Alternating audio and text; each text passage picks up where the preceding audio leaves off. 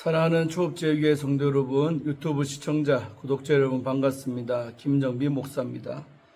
간밤에도 평안히 잘 주무셨습니까? 오늘은 2025년 8월 1일, 오늘 금요일 아침입니다. 8월의 첫날입니다. 오늘도 말씀으로 하루를 여시는 여러분 되기를 축원드리면서 제가 기도하겠습니다. 아버지 하나님 감사합니다. 7월 한 달도 주의 은혜로 살았고 또 이렇게 오늘도 시작되는 8월 한 달도 무더운 날씨 속에서도 하나님의 뜻을 이루며 주의 영광을 위해 살아가는 우리 하나님 모든 백성들이 다 되게 하여 주시옵소서. 오늘도 그리하려고 말씀 앞에 섰사오니 오늘도 말씀 묵상할 때 정말 아버지의 마음을 알게 하시고 주의 뜻을 깨닫는 복된 이 시간 되게 하여 주옵소서. 감사드리옵고 모든 걸 주께 의탁하며 예수님 이름으로 간절히 기도하옵나이다. 아멘.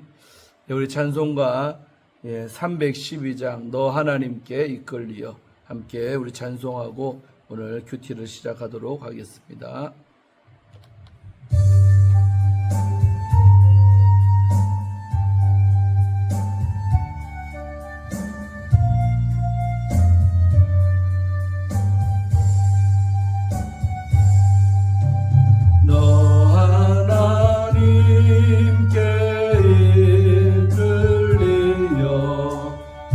평생 주만 바라며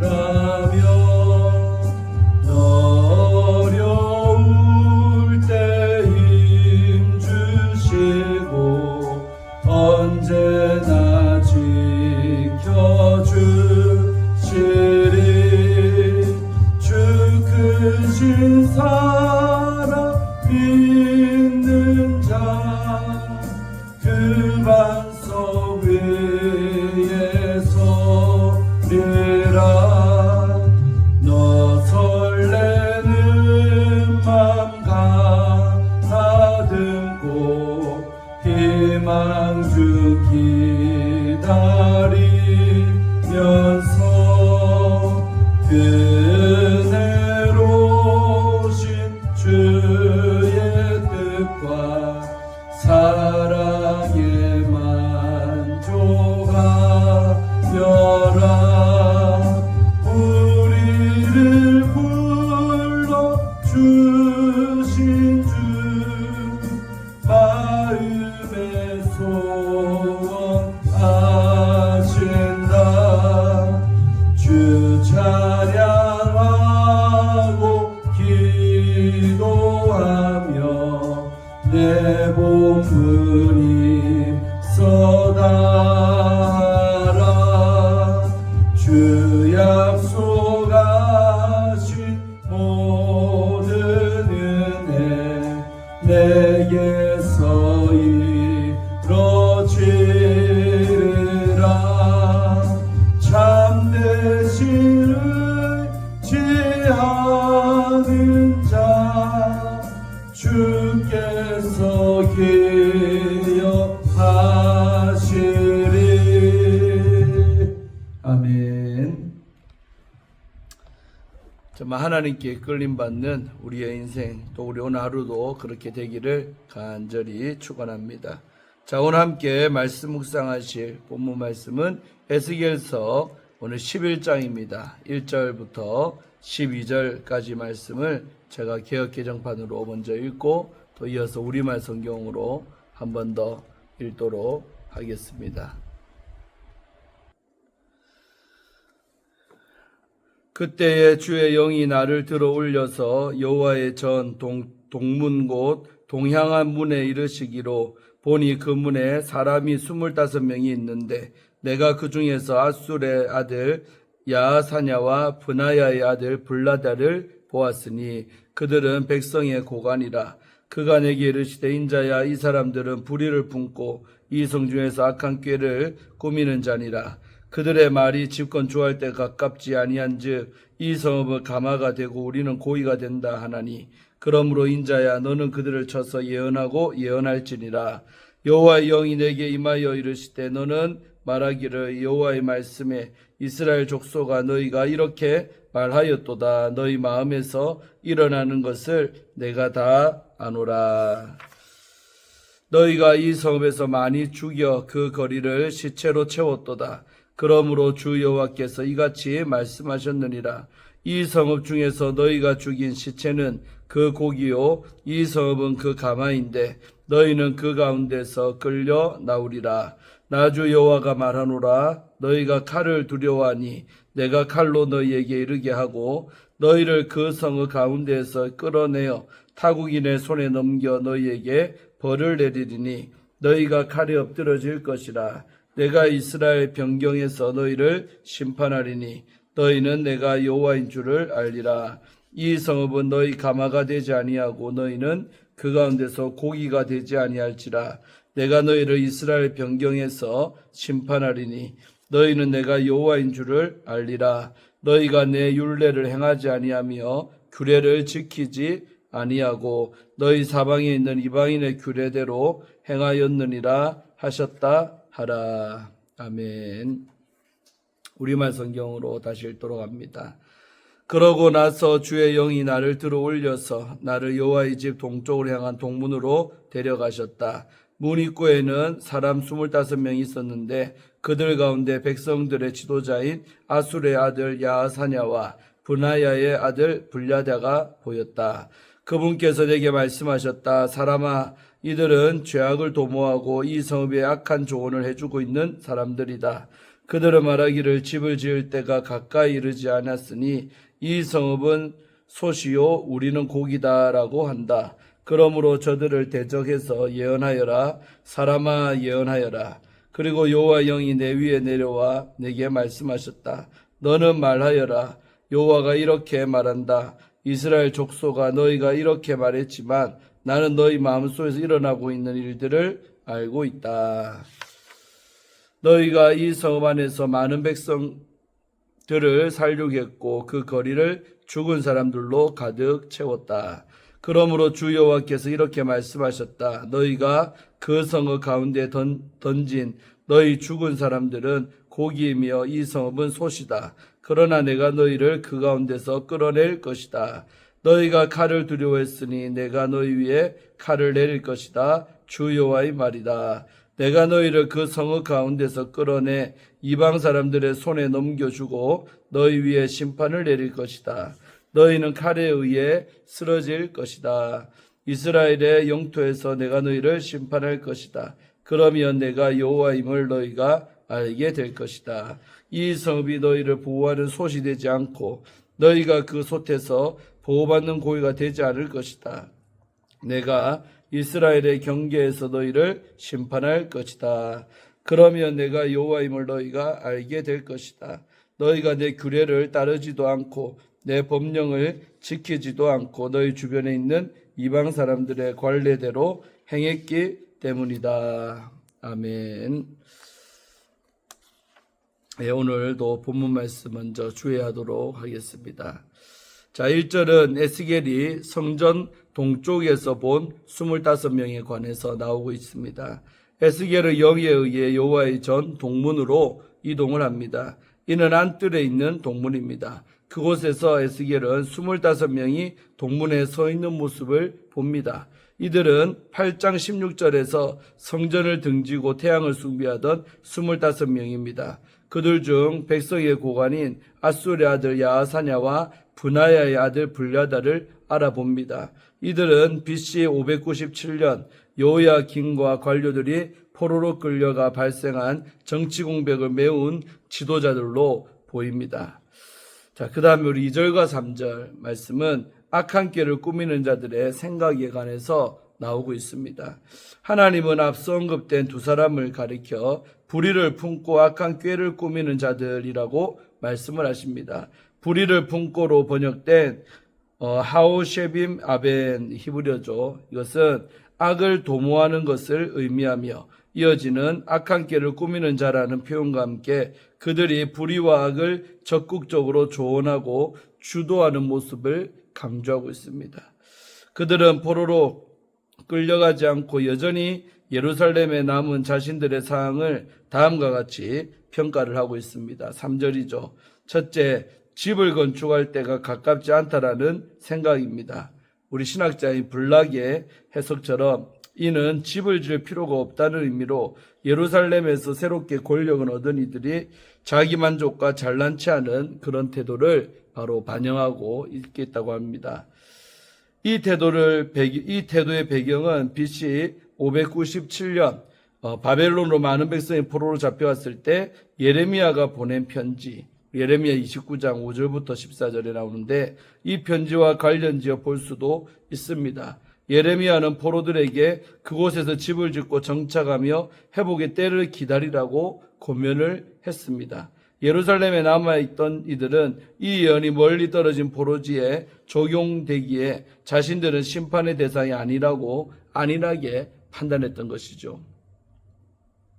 둘째로 예루살렘은 가마가 되고 자신들은 고기가 된다는 생각입니다. 즉 예루살렘은 저장 용기이며 자신들은 그 안에 있는 고기와 같으므로 예루살렘이 자신들을 외부의 위협으로부터 지켜주는 보호막이라고 생각하는 그런 것입니다.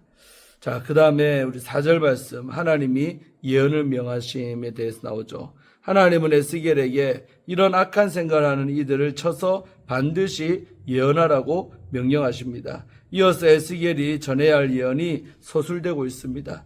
그들의 문제점을 지적하는 단락, 우리 5절과 6절 고소단락이랍니다. 이것과 이에 따른 심판을 선고하는 단락, 선언 단락인데 이것이 바로 7절에서 12절까지 이 큰 틀에서 두 가지로 나눠진다라고 볼 수 있죠.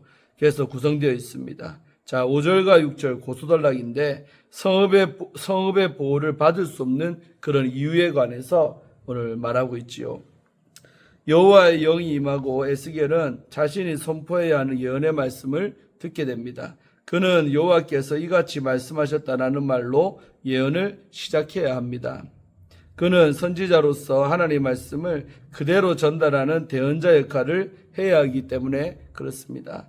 에스겔의 예언을 듣는 대상은 야하사냐와 불야다를 포함한 25명이며 이스라엘 족속으로 표현되고 있습니다.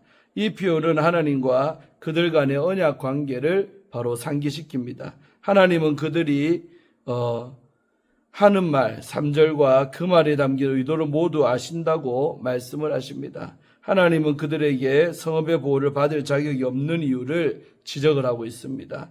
그들이 예루살렘에서 많은 사람을 죽이고 그 시체로 성읍을 가득 채우는 악을 도모하고 행했기 때문입니다. 즉 그들은 보호받을 고의가 아니라 오히려 피를 흘린 도살자며 이는 심판의 주요 원인이 됩니다.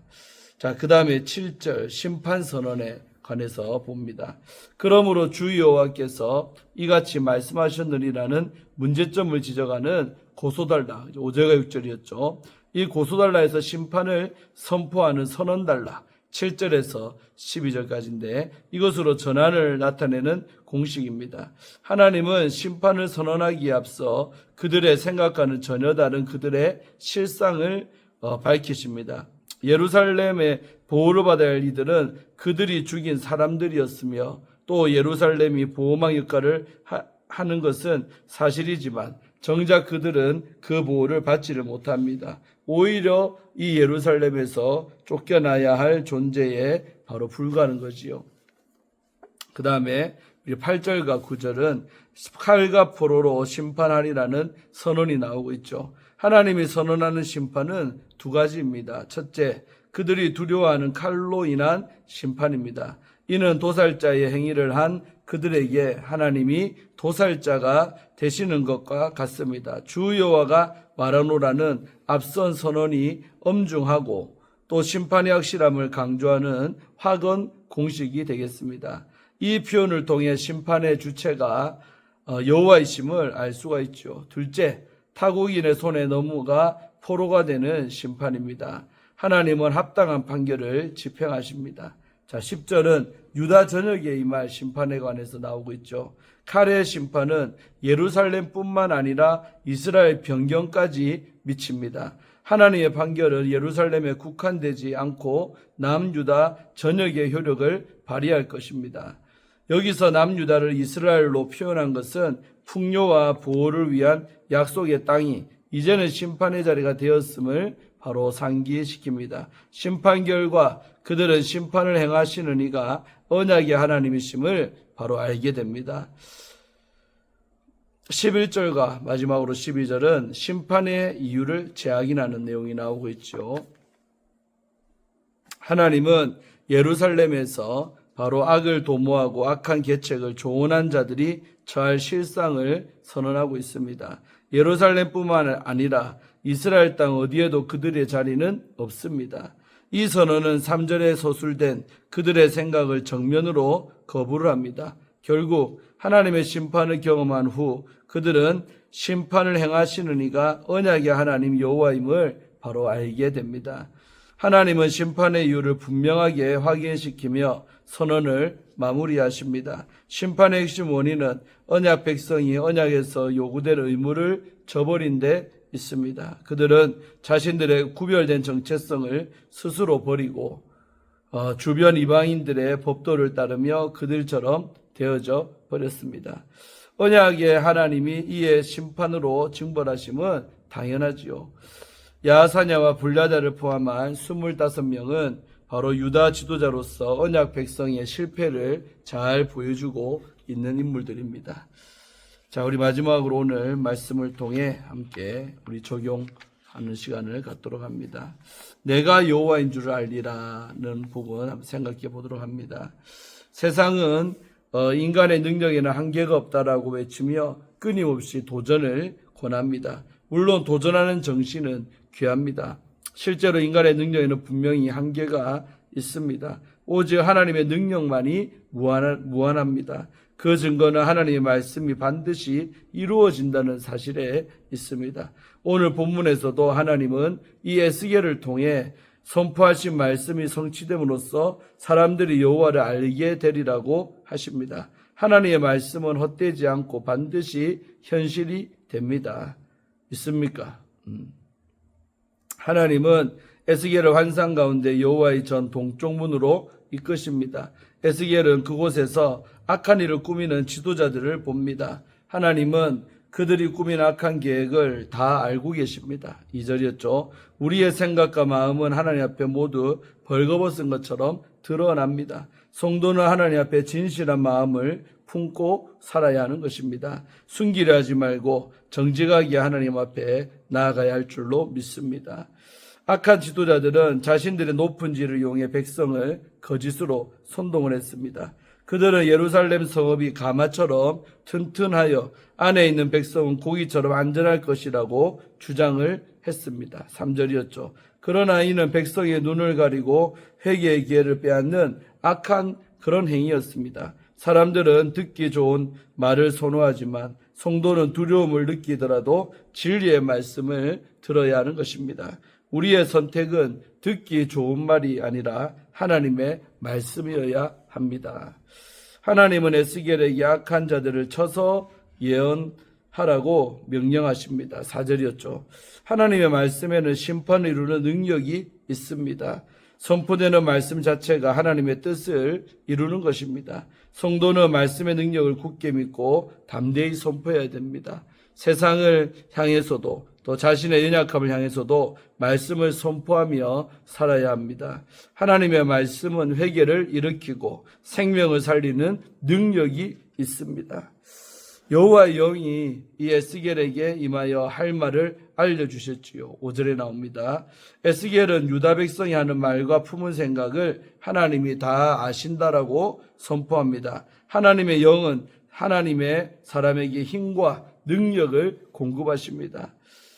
성도는 자신의 힘으로 일하는 사람이 아니라 성령의 도우심으로 일하는 사람입니다. 그러므로 우리는 자신의 연약함 때문에 두려워할 필요가 없습니다. 성령님은 우리가 해야 할 말을 가르쳐 주시고 감당할 힘을 부어 주십니다. 우리는 성령 안에서 담대히 말씀을 선포하는 사명의 길을 걸어가야 할 줄로 믿습니다.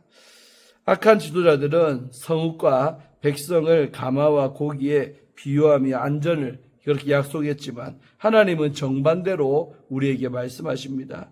결국 그들은 그토록 두려워했던 칼로 심판을 받을 것입니다. 하나님은 악한 자들의 꾀가 그대로 이루어지도록 내버려 두지 않으십니다. 결국 사람들은 심판을 받으며 여호와 하나님을 인정할 것입니다. 그러나 심판에 이르러 깨닫는 것은 매우 어리석다고 할 수 있습니다. 사람들은 공고한 날이 이르기 전에 창조주를 기억해야 합니다. 전도서 12장 1절이죠. 그리스도인은 하나님의 말씀 앞에서 겸손히 엎드려야 합니다. 인간의 능력은 한계가 있지만 하나님의 말씀은 반드시 이루어집니다. 심판 앞에서가 아니라 지금 하나님의 음성의 귀를 기울이고 돌이키는 것이 바로 지혜입니다. 하나님의 말씀을 믿고 순종할 때 우리는 참된 생명과 소망을 얻게 됩니다. 오늘도 우리를 부르시는 창조자 하나님을 기억하며 살아가야 할 줄로 믿습니다. 아멘. 자, 오늘 큐티 여기서 마치도록 합니다. 좀 짧았죠, 평소보다. 그래서 여러분, 늘 하나님의 심판이 두렵죠. 그러나 두려워하지 말고 그런 심판이 있음을 믿고 또 날마다 우리가 하나님의 눈을 의식하면서 진실하고 정직하게 살면 됩니다. 그렇게 살면 두려워할 게 뭐가 있겠습니까? 오늘 이 하루도 8월달 첫째 날인데 정말 이 8월도 무더운 여름철 아닙니까? 자칫 잘못하면 지치기 쉽고 또 퍼지기 쉽습니다. 그래서 8월달에도 정말 날마다 말씀을 묵상하고 또 시간 내서 기도를 하고 기도하고 말씀 보고 기도만 하면 날마다 우리는 건강하게 잘 지낼 수가 있을 줄로 믿습니다. 자, 기도하고 오늘의 말씀 묵상 마칩니다. 하나님 감사합니다. 오늘도 이 아침에 아버지의 말씀을 묵상하게 하시고 또 그 뜻을 풀어가며 깨닫게 하시니 감사합니다. 아버지 하나님, 우리는 늘 하나님의 존전의식, 안전에 살고 있는 존재들임을 알게 하셔서 늘 하나님 앞에 진실하고 거룩하고 꾸밈이 없이 진실하게 살아가는 저희들이 되기를 원하고 거짓으로 내 자신을 포장하거나 또 숨기지 아니하도록 숨긴다고 해서 하나님 모를 뿐도 아니신데 어리석은 인간들은 늘 감추고 살려고 합니다. 그러나 만천하에 백일하에 모든 것이 드러나는 것을 우리는 압니다. 그 하나님 앞에 처음부터 솔직하게 정직하게 나아갈 줄 아는 그런 지혜가 있는 우리 모든 초업제교회 성도님들 또 이 유튜브를 통해서 보고 계시는 모든 우리 성도님들 되게 하여 주옵소서. 감사드리옵고 우리 구주 예수님 이름으로 간절히 축복하며 기도하옵나이다. 아멘. 오늘 하루도 좋은 하루 되시고 또 내일 아침에 찾아뵙겠습니다. 샬롬.